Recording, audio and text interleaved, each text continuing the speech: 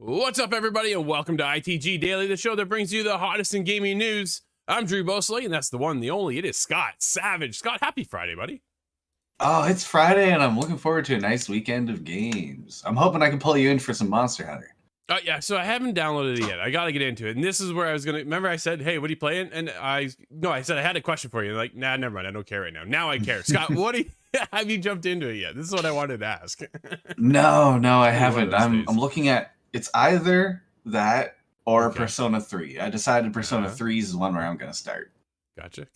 Persona 3. It's a little dark, but I think that's exactly why I like it. I haven't played any of the Shin Megami Tensei either. They're similar, related. Well, well, we got a lot that we're playing as of late, Scott. There's a lot more to come, too. Yeah, we'll be getting into it. But people can join us live every day, Monday to Friday at 11 a.m. Eastern, usually over on twitch.tv/theofficialITG, as well as YouTube at theofficialITG. But if you can't join us live, hit us up later. InsideTheGame.ca, podcast services, and TV streaming networks around the globe. Scott, today's show is a hot one.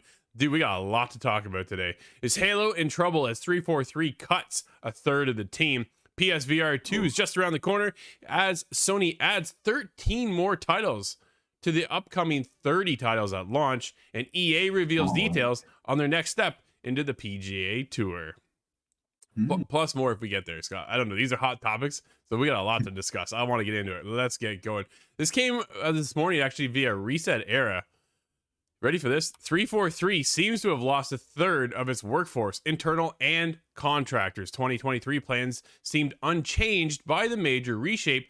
Focus was and still is on the multiplayer for this year. Forge mode, new season, battle pass, new maps, and a lot more in the works. However, before Bonnie Ross was quitting, Joseph Staten with a small team was prepping to ship multiple contained campaign DLC, Scott. This is kind of where we're getting into some of the issues, right? So multiple contained DLCs for the campaign to expand the narrative over months or even years. This plan was stopped when Pierre Hentz, we're going to go with, and new key roles came in after Ross, as they've seen too much complexity in creating new content for the campaign. Plus, was not enough profitable for them to sustain. Scott, we've seen the rise and the quick fall of Halo. This isn't good. This is not good, man. And then they a bunch of people too. Halo right out of the gate kind of stubbed its toe and just hasn't exactly recovered yet. The idea of campaign DLC does pique my interest, but not at the cost of a third of the company now. I don't think that's to blame, but it's still complicated, makes sense. But I'm thinking, okay, ODST was its side shoot of Halo 3. And I believe Halo 4 had its own multiplayer story that would play out week after week, and that was cool. So the idea there is a solid idea, I think, but multiplayer first. Well, that's just the big thing, right? So as they decided to completely halt them in favor of focusing on multiplayer only for the time being, this has led to Staten deciding to leave as well. He's left now too, Scott. Halo Infinite largely missed its financial and overall goals and led to Microsoft's decision to halt 343 active development, transforming or regress them into franchise coordinators. Dude, this is when like there is a lot to unpack in going in this. First of all, hearts go out to everybody who's been affected by the layoffs. We've seen multiple studios around our industry as of late get laid off. 10,000 employees currently over at Microsoft. 12,000 employees as of this morning at Google got laid off. Yeah. Like this is starting to go like worldwide. It's not just our industry. It is seemingly every industry right now is just on a massive layoff spree. And it's unfortunate to see. Now, getting back into the games, though, Scott, when we get into Halo, the launch, dude, we talked about the launch several times.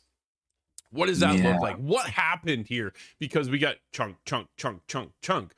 If they packaged it all at the same time, we get it then. Do we get a better experience? Do we get more of a complete experience? Now, here we go. Halo is just what is seemingly in trouble. It felt like it was in trouble when it didn't launch as a whole. And now we're in the landscape of what's the future look like for Halo.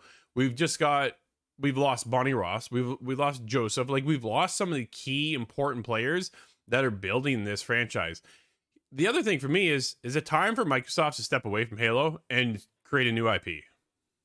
Ooh, that's an interesting idea. And I don't think it's ever too soon to create a new IP. Why not? Sure. But Halo just being the flagship of Xbox, I'm not sure if they really can put it down.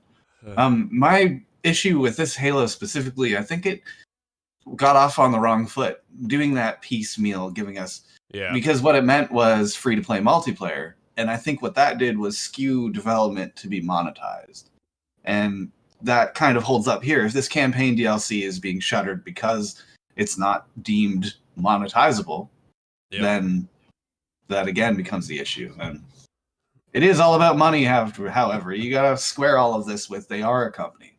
When we take a look at franchises for Xbox and franchises for PlayStation, dude, right now, PlayStation's crushing it. They've got single-player content that, remember back in the day when EA's like, nobody wants single-player content. Have you seen PlayStation? They charge it on. And they have some of the most impactful stories ever created in a single-player experience, right? Hands down, they're on fire. PlayStation is lighting it up.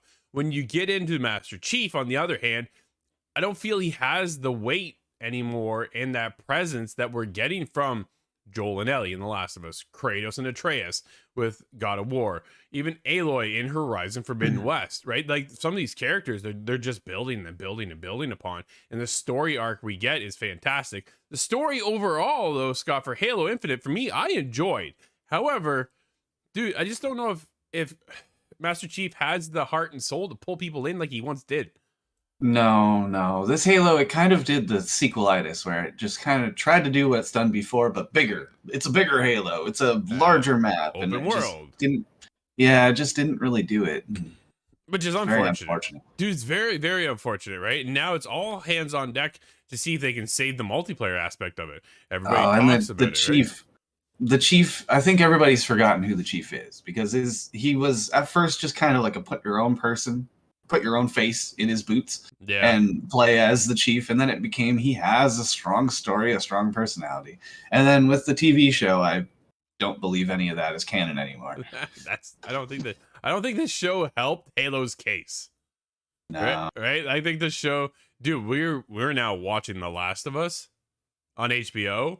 And that is not beat for beat, but there's moments there from the series that we're blown away with, and then some little tweaks and turns. But dude, it's not like taking Master Chief's helmet off in the first episode.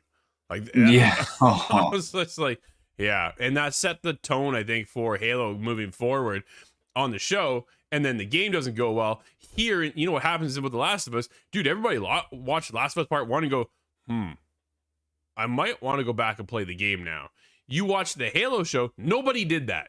Nobody went, I never played Halo Infinite. We should go play that now. No, right? But now you watch the HBO show from Last of Us, everybody's like, yo, did you see this? It was the most watched show, I think, in like a while. 10 million people watched it in the first week. Like, dude, it was on fire. Right? I really need to catch up, because I see stuff. I'm at the point where I see stuff on Twitter, and I just immediately Alt F4. That's close. Get out of here. I don't want it. But you know what I want, Scott? Is Sony confirms a full PlayStation VR 2 games, including Rez and Tetris Effect. We have a couple thoughts here. And dude, they okay. All right, let's get into it. It's Andy Robinson over at VGC. Sony Interactive Entertainment has confirmed the final PlayStation VR launch lineup, in addition to revealing 13 new games for the platform. This is exciting news, man. The full launch window lineup, which Sony defines as games releasing by the end of March. So within the first month, just over a month, dude, we're gonna have 30 games on this platform already to go. It includes. That sounds like a strong launch, in my opinion. We'll see, but right, yeah, we will see. We will see. Horizon Call of the Mountain obviously is the big showpiece. Gran Turismo 7 is going to be there, but we're also getting back into PSVR 1 classics with Res Infinite, and we're getting Tetris Effect. Tetris Effect and Res Infinite, if you own and want to upgrade to the next gen PSVR 2, is $10. Dude, we don't get it for free. Okay. It's coming. It's not free, but I do appreciate that it is the same title, though. Well, that way it is only $10, because you'd feel like a fool buying Tetris twice, you know? No, for sure. I think the biggest thing for PlayStation is because they're able to go with 30 titles at launch. It gives them a diverse lineup for a little bit of, here's the big staple, right? Here is Horizon Call of the Mountain. Everybody's talking about this game for PSVR 2.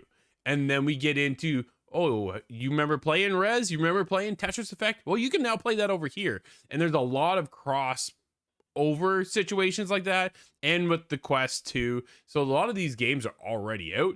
What is the new title? What's the new shiny title, Scott, that we haven't seen yet that is exclusive for PSVR 2? And at the moment, it really just comes down to Horizon Call of the Mountain. Right? Yeah, that's really the only one that stands out. Oh, necessary. Oh, that's interesting. I just read Before Your Eyes. That's a band I used to listen to like a decade ago. That's a game that uses just the blink of your eyes. So, yeah. Well, I don't know. We'll see how that one goes. After the Fall is going to be there. Dude, there's, again, 30 titles, right? There's some standouts for me. Demo is one of them. It is a tabletop card game. The board game. It looks really cool. Dude, it looks but that's the one that it looks like Star Wars with the holograms that come up, right? Yes. Yeah, absolutely. Oh, that's cool. Looks super cool. Creed Rise of Glory, the Championship Edition, like that's on multiple VR platforms. The Dark Pictures Switchback, that's coming. It's like that's in the launch window. So by the end of March, we're gonna get that. Demo, as I said, is there. Gran Turismo 7, Horizon Call of the Mountain, that's the big staple, right? Then you get into some like Job Simulator already out. Jurassic World Aftermath already out.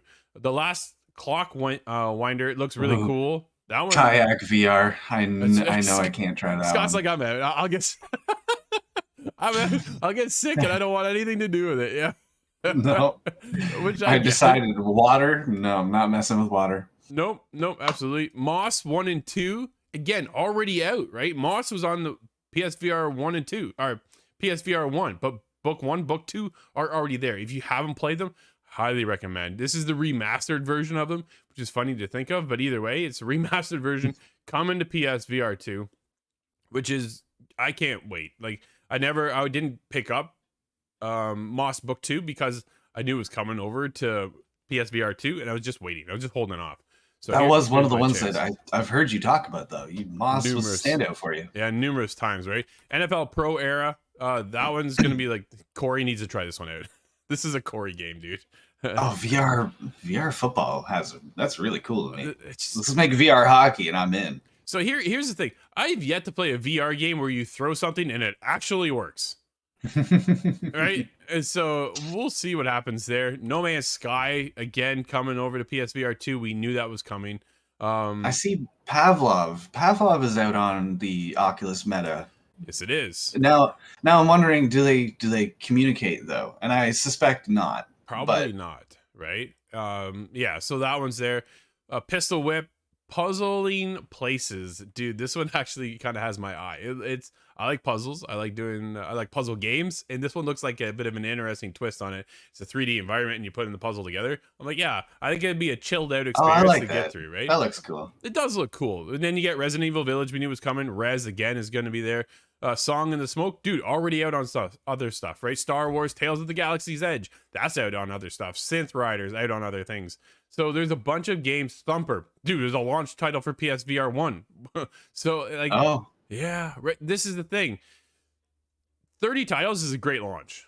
Honestly, overall, you have a lot to pick from. You need one top seller that's gonna everybody wants to be a part of to get into the platform. Horizon Call of the Mountain, hands down, right? And then and I from think there, you can pick if you're apart. more of a casual and less of the hardcore gamer edge, I Yep. can see the best simulator game that I've ever seen by title so far, Vacation Simulator. I was just, We kind of joke lightly about the simulator games, and that Yep. actually seems like a good idea to me. It does. There's Zenith, The Last City. It's an MMO in VR. So I'm anxious to kind of get into that as well. So yeah, very cool. There's a lot in the works. So there's something to pick apart for everybody. It's $550 US, which is obviously hikes it up a little bit for us Canadians over here. I'm not sure what the exchange is now, but that's got to be at least $7. We're about $700, I think, 750. There are It's kind of like charging tax twice, if I remember. yeah. So hit us up over the official ITG on Twitter. Let us know, are you picking up PSVR 2? And what game are you looking forward to the most? We'd love to hear from you. So again, 30 titles. There's a lot to pick from. Couple standouts for me in particular. So we'll see what happens. Scott, I want to get in. We got a couple more articles yet to get to. I'd love to get to talk to them. So about to talk to them. Let's get into it. As EA Sports PGA Tour gets a release date, new details are shared. Looks rather realistic, says Stephanie Jackson over at VG 24/7. The Electronic Arts announced is a release date for EA Sports PGA Tour as of March 24th, Scott. This will go up against, who's the other one we've been playing? Corey and I've been playing PGA Tour from 2K, I think it is, right? So they have finally some competition, and we are left a little underwhelmed with the last one. Now we're moving in, but EA is back with their own PGA, so that's exciting. So hopefully we can keep that going and see what this looks like. But the game will be exclusive home for all 4 majors in men's golf. These are the U.S. Open Championship, the Masters Championship, PGA Championship, and the Open. So they got a bunch of stuff. The Augusta National is here, the challenge tournaments, gears. We're getting into an RPG element here as well. So there's a lot going on. Scott, take note of this though. PS5, Xbox Series X and S, and PC. Oh. They left last gen behind. Gen. That's right. Yeah. We're starting to see that transition move over, right? So here we are. We do get the Ladies Professional Golf Association as well. So that'll be in the mix if you're looking to do that, which is really cool. 30 courses. Dude, you're going to be there. There's a lot, right? Where we found in the last PGA game, dude, it's really blowing my mind. I can't remember. I think it's just PGA Tour. But it was missing. I can't recall. Missing a lot of courses, right? And that was one of the highlights that Corey mentioned in our review, is that it just wasn't like, where's this? Where's that course? Where's this course? Where's that course? So Corey and I will probably be checking this out, hopefully, and we'll see how it goes. We enjoy some golf. I remember the Rory McIlroy. There's like a battlefield level and stuff. Yeah, it was got a little out there. Yeah, no, for sure. Scott, this one's up. The next one here is for you. Why don't you take it away? Yes, we have dev notes from Battlefield developers. The return to the class system. They wanted to give a little bit of an update here. So it starts off. Hello there. Today we're here to discuss the upcoming changes taking place with the return of the class system and to go in depth on the improvements arriving with update 3.2 later this month. Specialists at launch were polarizing. Yeah, to say the least. I'm going to skip that one. We heard the feedback and immediately began constructing a team to analyze it and put a plan together to determine the next steps. Here's a look back through the journey that the team has traveled. Early on, the team analyzed the feedback from you all and outlined the changes that we felt were necessary to improve the overall experience of the moment-to-moment gameplay. As our team began implementing these changes, we invited a group of players from a variety of backgrounds, disciplines, and platforms across Battlefield to partake in feedback sessions. This allowed for a continuous and open dialogue and ensured that there was a constant flow of information around the substantial change coming to Battlefield 2042. After multiple iterations of design improvements, on class gameplay, we gathered the very same group of players, along with more participants, to play our latest build. So there was some changes that were taken positively, negatively, and they were able to address that before releasing this update to the general public. And I think that's wise, really. It goes on to say there will be a return to the class system, and it'll shake up how you're used to playing the game currently, from gadgets and equipment now being attached to the class of your particular choosing. And how you're approaching the role of that class as you play through your matches, that will change slightly. So I think this is basically rolling it back to the old class-based system. I'm not certain if there is any intention to keep the specialists unique in their own way, or if it truly is just cosmetic. I'm hoping for cosmetic. Well, I was gonna say, Scott, what are your hopes overall though for Battlefield 2042? They're slowly still working away at it, right? They're chipping away. Can they bring it back, you think? Or I think they can eventually bring it back. The distance they've made to recovery so far has been quite impressive. The maps changing is a big deal, but still no scoreboard. And that's the one that I just cannot make sense of. Dude, I'm baffled. I don't know. You got me on that one. But can you imagine you finish a hockey game and they go, yeah, you won by some. We just throw a dart at the board and hope for the best. There's your score. Yeah, it's dude, that's baffling. That's one of the most basic things to implement in a game these days. Like everybody wants to see the score. That's just how it goes, right? We're all competitive. We're competitive players. We want to know who's winning, who's losing, where are we at, how close are we, right? That's what builds some of that tension. Oh man, we're only down by a couple points. You know what I mean? Boom, boom, boom. Like it really kind of elevates things to a whole other level. And the fact that they left it out, just mind blowing. And Battlefield matches are so long, the traditional normal main mode. So like I miss being that guy way at the top of the leaderboard. You know, I have 40, 50 kills by the end of the game. Right. I'm not that good in Battlefield 2042. Battlefield 1, it's a whole other story. There you go. Scott, we got some bad news coming out of Ubisoft once again as they cancel Project Q. This is over at Insider Gaming. Insider Gaming has learned that Ubisoft's Battle Arena title, codenamed Project Q, has been canceled. The title was scheduled to have a series of upcoming playtests in the first half of the year, but a developer update has revealed that the project is no longer in development. Dude, this is just one of many cancellations over at Ubisoft, and it just keeps continuing on and on and on. Battle Arena, dude, it looked charming. It was very interesting to me that I wanted to see where Ubisoft was going to take this. They did try Hyperscape, failed. Here's some other news that I found reading from Tom Henderson's article over at Insider Gaming. In a report earlier this week, Insider Gaming learned that Ubisoft has at least a dozen Battle Royale games in development at the same time at one point. Scott. Okay, the humor behind that is they will all also compete for likely one of them to release. Such is the way of Battle Royale. That's a whole lot of ideas they must be trying. It kind of feels like they're just taking a whole pile of spaghetti, throwing it at the wall and seeing what sticks, right? Like this is where Ubisoft is just going, what's going on right now? I'm sure there's some fantastic ideas, but as of recently, we've seen a bunch of cancellations. We know that one of my beloved franchises, Ghost Recon Frontline, was canceled, which is probably for the better. I'd like to kind of go back to Wildlands, maybe, perhaps, kind of go that way. But I was definitely interested to see what the Battle Arena looked like for Project Q, and nobody really saw anything. Playtests were coming, but yeah, I don't know. And then Roller Champions came out instead. So I don't think that game is doing all that well. That one fell off as far as I understand. Dude, it fell off in a hurry. But Scott, we do have a couple of game announcements and releases today, man. There's a lot on the go. What do we have? We have CD Projekt Red announcing that the actual in-box release of The Witcher 3 Wild Hunt Complete Edition, the title gets longer as it goes, that is coming to PlayStation 5, Xbox Series X consoles, and PC, I believe. It is coming on January 26th, and it will be in store shelves in North America, Europe, and select territories. Nice. Not certain exactly what that means. There is a announcement on Fort Solis coming this summer. Investigate an abandoned space station, and that sounds like my kind of game, actually. It is your kind of game. I saw it. There's a lot of games flash to mind. Moons of Madness. That was so good. We also have some full releases today, and that would be Trenches. That's on the PlayStation consoles, the Xbox consoles, both gen, Nintendo Switch, and PC. Monster Hunter Rise today releases for PlayStation 4, 5, Xbox One, X, and S. Fire Emblem Engage is on the Switch. Deep Space Anomaly, PC, Xbox One, Series X consoles. And The Pioneers Surviving Desolation is on PC.